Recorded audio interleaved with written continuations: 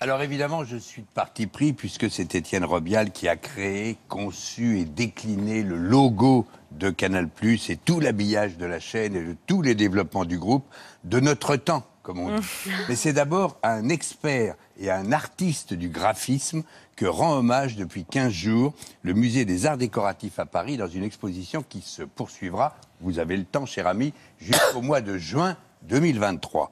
Étienne Robial a commencé libraire et éditeur de BD, et les éditions s'appelaient, on s'en souvient, Futuropolis, et c'était le cœur battant de la BD à Paris dans les années 70. Et Futuropolis, c'était une librairie, et c'était un endroit magique de rencontre. Tous les amateurs d'images, mais avec un grand I dans le sens large, venaient traîner leurs baskets. Eddie Mitchell, Dick Rivers, mais aussi Alain Resnais. Cette collection, c'est la collection 30-40, c'est la collection emblématique de Futuropolis. C'est la première grande collection. Et là, c'est de la provocation, et surtout cette notion d'auteur qui n'existait pas. Donc le titre de l'auteur est marqué en grand, le titre de l'aventure est en dessous. C'est magnifique. Bah oui, c'est magnifique. À partir de Futuropolis, Étienne a poursuivi son travail d'éditeur et il a fait se marier des grands noms de l'illustration, comme Tardi, avec des grands titres de la littérature. Ça part du fantasme de Tardi qui veut mettre en image Voyage au bout de la nuit. On arrive à réaliser ce projet sous la forme de la collection Futuropolis Gallimard.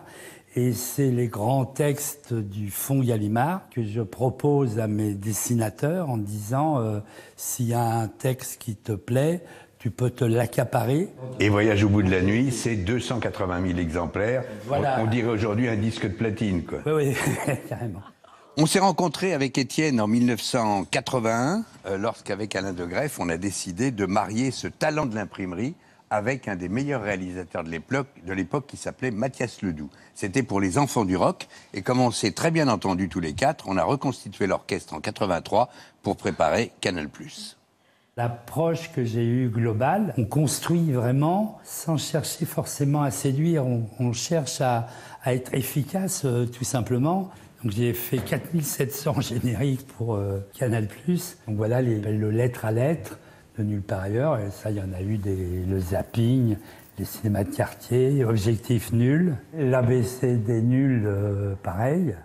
Dans cette expo, vous retrouverez les autres travaux d'Étienne. Ils sont multiples. L'habillage d'M6, le logo génial de la 7, Canal Jimmy, iTélé, RTL9 et à part la télé, les Inrecuptibles, l'équipe, le Centre national du cinéma et même le PSG. Ah oui. Étienne, c'est aussi un collectionneur fou. Vous verrez dans l'expo ses collections perso, des objets très quotidiens ou des choses très rares comme cette chaise ou une magnifique lampe art déco. Et puis vous verrez encore tout ce qu'il a fait en dehors de l'antenne, mais toujours à Canal avec ses fameux jeux de couleurs, depuis les tasses à café jusqu'au papier à lettres. Ça, c'était de notre temps.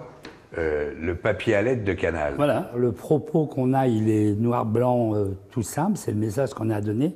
En revanche, il est soutenu par un aplat couleur. Et nous, quand on avait même des lettres dans Gueulade, il y avait de la couleur. Donc on restait quand même dans la créativité et l'entertainment. Voilà, là c'est pareil, c'est des cartes de vœux intemporelles, service direction, où pareil, il n'est pas écrit Canal+.